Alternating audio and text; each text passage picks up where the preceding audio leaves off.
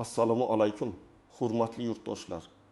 Bugun men pensionerlar uchun juda muhim, hatto aytishim mumkinki, pulingizga bevosita ta'sir qiladigan masalani tushuntirib beraman.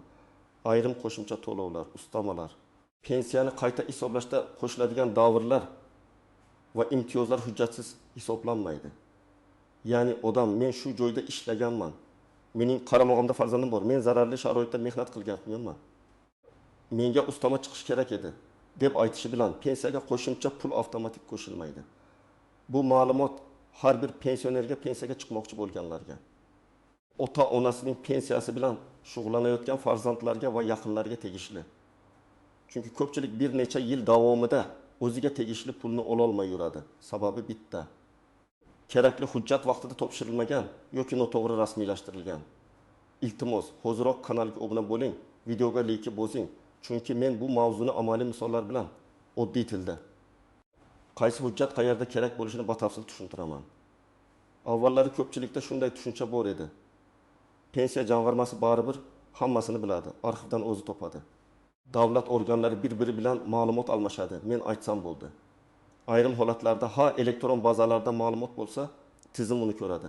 Masalan, oxirgi yillardagi rasmiy ish haqi, soliq to'lovlari, mehnat faoliyati haqidagi ayrim ma'lumotlar elektron tizimlarda aks etgan bo'lishi mumkin.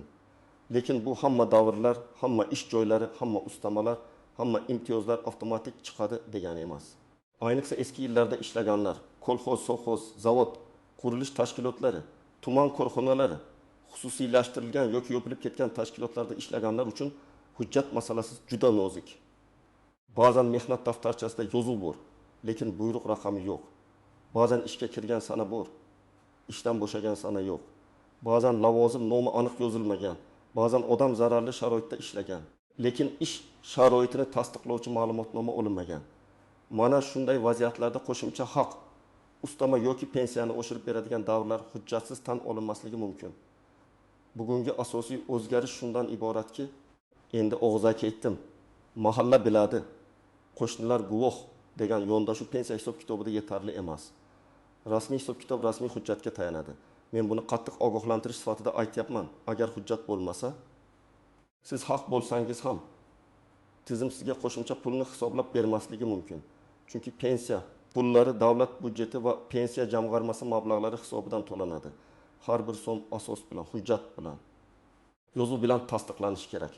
Eng avvalo pensiya miqdoriga nimalar ta'sir qilishini tushunib olaylik. Pensiya hisobida odatda ish staji, ish haqi, ayrim imtiyozli davrlar, nogironlik holati, qaramog'idagi mehnatga layoqatsiz oila a'zolari, ayrim toifadagi shaxslarga beriladigan ustamalar va qonunda belgilangan boshqa holatlar inobatga olinadi. Lekin har bir band bo'yicha tasdiqlovchi hujjat kerak. Masalan, birinchi holat ish staji. Odam o'tgan yil ishlagan bo'lishi mumkin. Lekin mehnat daftarchasida faqat 24 yil aniq ko'rsatilgan bo'lsa, qolgan 6 yilni tasdiqlash kerak bo'ladi. Men o'sha zavodda ishlaganman. Hamma biladi degan gap yetmaydi. Zavod yopilgan bo'lsa, arxivdan ma'lumotnoma olinadi.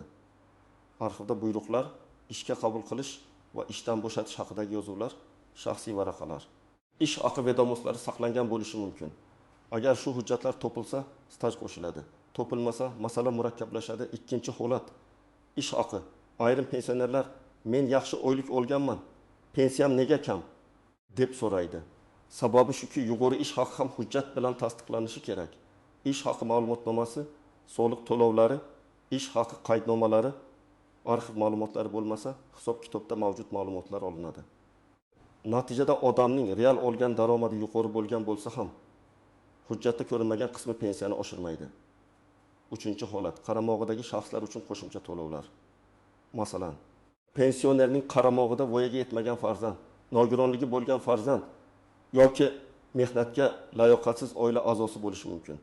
Lekin bu ham avtomatik qo'shilmaydi. Tug'ilganlik haqida guvohnoma, nogironlikni tasdiqlovchi hujjat, birga yashash yoki qaramog'ida ekanini tasdiqlovchi ma'lumotlar, ayrim holatlarda ta'lim muassasasidan ma'lumotnoma talab qilinadi. Agar bola 18 yoshga to'lgan bo'lsa-yu, o'qiyotgan bo'lsa, talaba ekani hujjat bilan tasdiqlanadi. Hujjat bo'lmasa, qo'shimcha to'lov to'xtatilishi yoki umuman hisoblanmasligi mumkin. 4-holat nogironlik pensiyasi yoki nogironlik bo'yicha ustamalar. Bu yerda tibbiy ijtimoiy ekspertiza xulosasi asosiy hujjat hisoblanadi. Odamning sog'lig'i og'ir bo'lishi mumkin, lekin rasmiy nogironlik guruhi belgilanmagan bo'lsa, nogironlikka oid pensiya yoki ustama hisoblanmaydi. Shuningdek, nogironlik muddati tugagan bo'lsa, qayta ko'rikdan o'tish kerak. Ko'rikdan o'tmaslik to'lovga ta'sir qilishi mumkin. 5-holat imtiyozli mehnat sharoiti. Masalan, shaxtada, kimyo sanoatida, issiq sexda zararli yoki og'ir sharoitlarda ishlagan fuqarolar ayrim hollarda imtiyozli pensiya huquqiga ega bo'lishi mumkin. Lekin men og'ir joyda ishlaganman deyishning o'zi yetmaydi.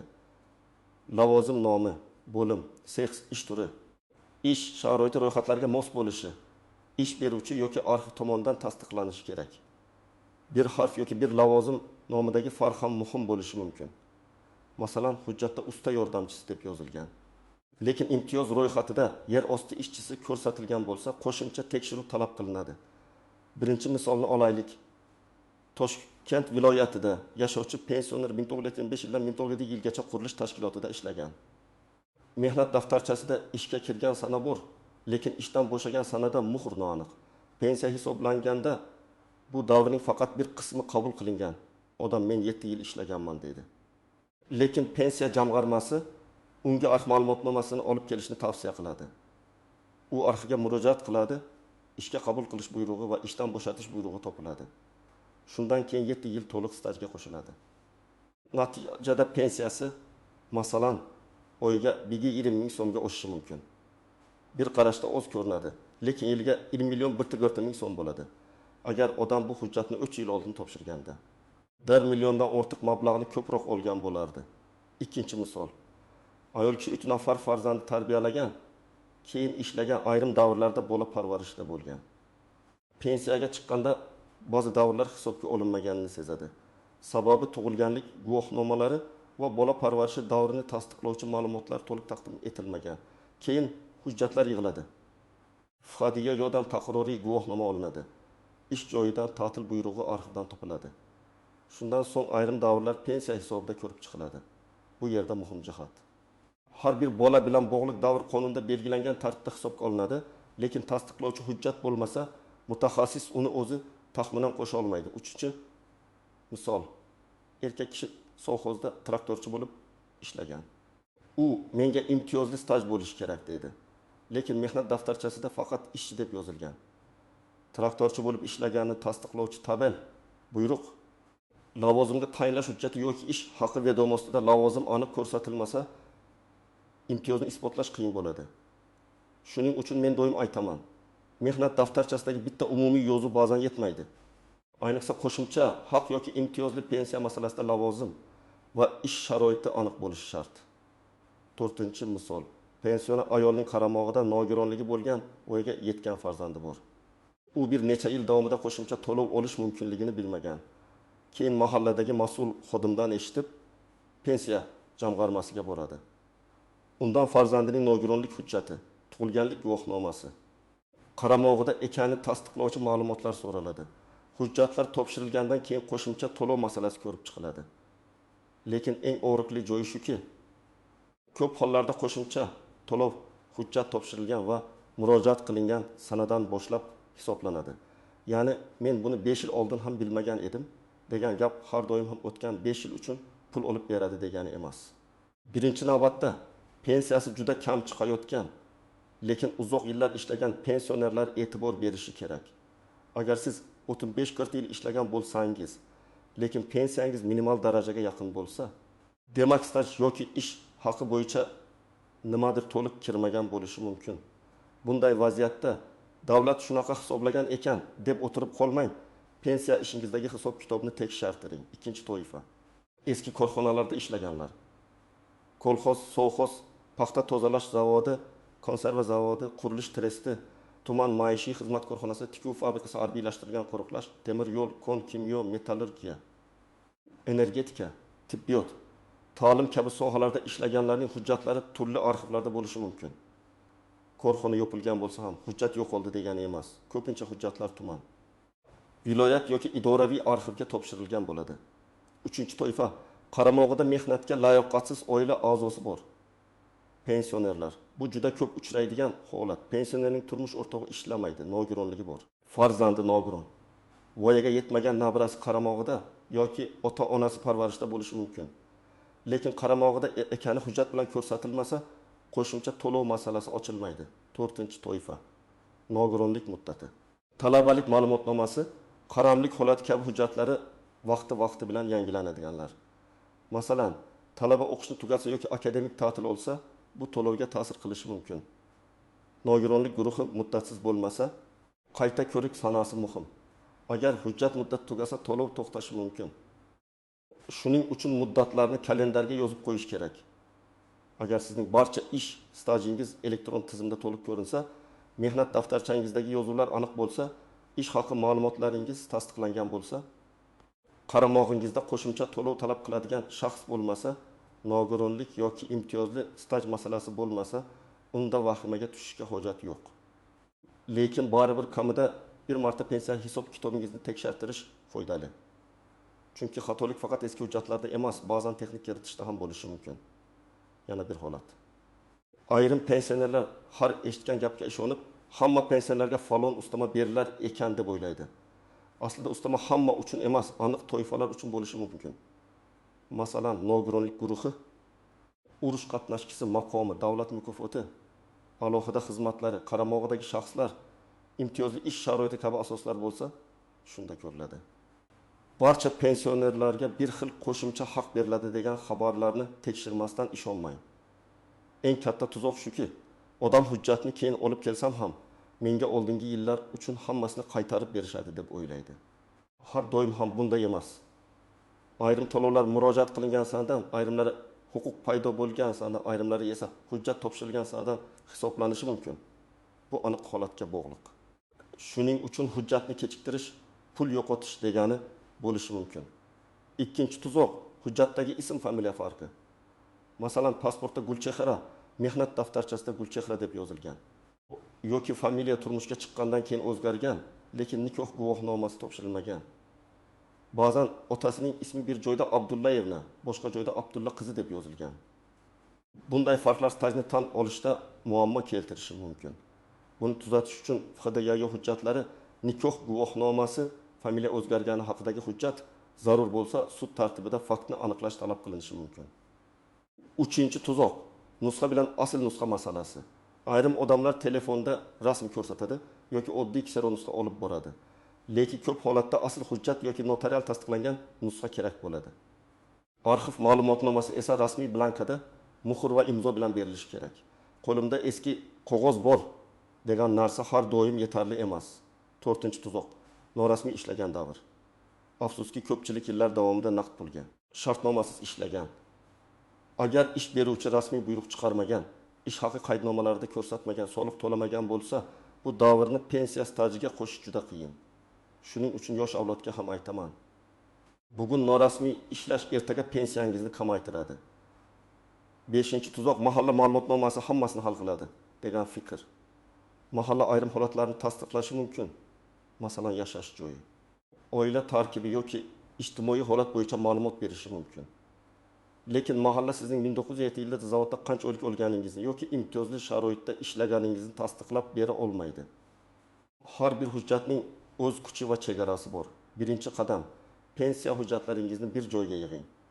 Pasport yoki ID karta, pensiya guvohnomasi, mehnat daftarchasi, diplom, harbiy bilet, nikoh guvohnomasi. Farzandlarning tug'ilganlik guvohnomalari, nogironlik hujjatlari, ish haqi ma'lumotnomalari, arxiv javoblari, mukofot yoki unvon hujjatlari bo'lsa, hammasini alohida papkaga soling. Uyda qog'ozlar turli joyda yotmasin. Bir hujjat yo'qolsa oylar ketadi. Ikkinchi qadam, pensiya jamg'armasining tuman yoki shahar bo'limiga murojaat qiling. Mening pensiya hisob kitobimni tekshirib berishingizni so'rayman. Stajim va ish haqim to'liq hisobga olinmaganini bilmoqchiman deb ayting. Og'zaki gap bilan cheklanib qolmang. Iloji bo'lsa yozma ariza bering. Arizada familiya, ism, otasining ismi, pasport ma'lumotlari, yashash manzili, telefon raqami va aniq talabni yozing. 3-qadam, qaysi davr kirmaganini aniqlang. Masalan, 1979-1994 yillar, 1991, 1995 yillar yoki falon korxonada ish haqi hisobga olinmagan bo'lishi mumkin. Shunda aniq arxivga murojaat qilasiz. Menga hamma hujjat kerak deb umumiy yozmang. balki 1992 yil 20 martdan 1992 yil 25 iyungacha falon korxonada ishlaganimni tasdiqlovchi ishga qabul qilish. Ishdan bo'shatish buyruqlari va ish haqi ma'lumotlarini berishingizni so'rayman deb yozing. Aniq so'rovga aniq javob olish osonroq. 4-qadam korxona yopilgan bo'lsa, arxivini toping. Buning uchun tuman hokimligi arxivi, viloyat davlat arxivi, idoraviy arxiv, sobiq korxonaning huquqiy vorisi yoki yuqori tashkilotga murojaat qilinadi. Masalan, eski qurilish boshqarmasi hujjatlari viloyat arxivida. Tibbiyot muassasasi hujjatlari sog'liqni saqlash tizimi arxivida. Ta'lim muassasasi hujjatlari tuman xalq ta'limi yoki maktab arxivida bo'lishi mumkin. 5-qadam hujjatdagi xatolarni tekshiring. Ism, familiya, tug'ilgan sana, lavozim, sana va muhrga alohida qarang. Agar 1996 o'rniga 1997 yozilgan bo'lsa, bu 2 yil pensiyangizga ta'sir qiladi. Agar lavozim noto'g'ri yozilgan bo'lsa, imtiyoz yo'qolishi mumkin. Xatoni ko'rsangiz, darhol tuzatish yoki qo'shimcha ma'lumotnoma oling. 6-qadam qaramog'idagi shaxslar bo'yicha hujjatlarni yangilang. Agar sizning qaramog'ingizda nogironligi bor farzand bo'lsa, nogironlik ma'lumotnomasining muddati va guruhi to'g'ri ko'rsatilganini tekshiring. Agar farzandingiz kunduzgi ta'limda o'qiyotgan bo'lsa, o'quv yurtidan ma'lumotnoma oling. Agar turmush o'rtog'ingiz mehnatga layoqatsiz bo'lsa, tegishli hujjatlarni tayyorlang. Bunday hujjatlarni har yil yoki belgilangan muddatda yangilash kerak bo'lishi mumkin. 7-qadam arizangizga javobni saqlang. Pensiya jamg'armasi yoki arxiv sizga javob bersa, uni tashlab yubormang. Rad javobi bo'lsa ham saqlang. Chunki keyingi bosqichda yuqori turuvchi tashkilotga yoki sudga murojaat qilish kerak bo'lsa, aynan shu javoblar asos bo'ladi. 8-qadam. Agar sizga bo'lmaydi deyishsa, sababini yozma so'rang. Men ko'p ko'rganman, odam oynaga boradi, xodim og'zaki sizga tegishli emas deydi. Odam uyga qaytib ketadi. Yo'q, bunday qilmaslik kerak. Siz muloyimlik bilan iltimos. Qaysi asosga ko'ra rad etilayotganini yozma javob qilib bering deng. Yozma javob bo'lsa, uni tahlil qilish, xato bo'lsa e'tiroz bildirish mumkin. 9-qadam hujjat topilmasa, boshqa yo'llarni ko'rib chiqing. Ba'zi holatlarda sud orqali yuridik faktni belgilash masalasi ko'rilishi mumkin. Lekin sud ham shunchaki og'zaki gap bilan qaror chiqarmaydi. Guvohlar, bilvosita hujjatlar, eski ma'lumotnomalar, kasaba uyushmasi hujjatlari, harbiy bilet, diplomdagi amaliyot yozuvlari, ish haqi varaqalari, mukofot buyruqlari kabi dalillar kerak bo'ladi. Shuning uchun bor qog'ozni keraksiz deb tashlamang. 10-qadam farzandlaringizdan yordam so'rang. Ko'p pensionerlar arxivga borish, onlayn murojaat qilish, hujjat nusxa chiqarish, ariza yozishda qiynaladi. Bu uyat emas. Farzandlar, nabiralar, yaqinlar yordam bersin. Chunki bitta to'g'ri topilgan hujjat oyma-oy pensiyaga qo'shimcha pul bo'lib qaytishi mumkin. Hurmatli pensionerlar, bugungi eng muhim gapim shuki, qo'shimcha haq ustama pensiyani oshiradigan staj yoki imtiyoz hujjatsiz hisoblanmaydi. Siz haq bo'lishingiz mumkin, rostdan ham ishlagan bo'lishingiz mumkin, qaramog'ingizda odam bo'lishi mumkin, sog'lig'ingiz bo'yicha asos bo'lishi mumkin. Lekin rasmiy hujjat bo'lmasa, mutaxassis uni hisob-kitobga qo'sha olmaydi. Shuning uchun kutib o'tirmang. Pensiya hujjatlaringizni tekshiring, yetishmayotgan davrlarni aniqlang, arxivga murojaat qiling. Qaramog'ingizdagi shaxslar bo'yicha ma'lumotlarni yangilang. Rad javobi bo'lsa yozma oling. Har bir oy kechikish sizning oilaviy budjetingizdan pul ketishi degani bo'lishi mumkin. Agar sizda shunga o'xshash holat bo'lgan bo'lsa, izohlarda yozib qoldiring. Qaysi hujjat yetishmagan, qayerga murojaat qilgansiz, pensiyangiz oshganmi yoki yo'qmi? Bu boshqa pensionerlarga ham katta yordam bo'ladi. Video foydali bo'lgan bo'lsa, albatta like bosing. Kanalga obuna bo'ling va yaqinlaringizga yuboring. Men esa keyingi videolarda pensiya, nafaqa, imtiyoz va hujjatlar bo'yicha eng kerakli ma'lumotlarni sodda tilda tushuntirishda davom etaman.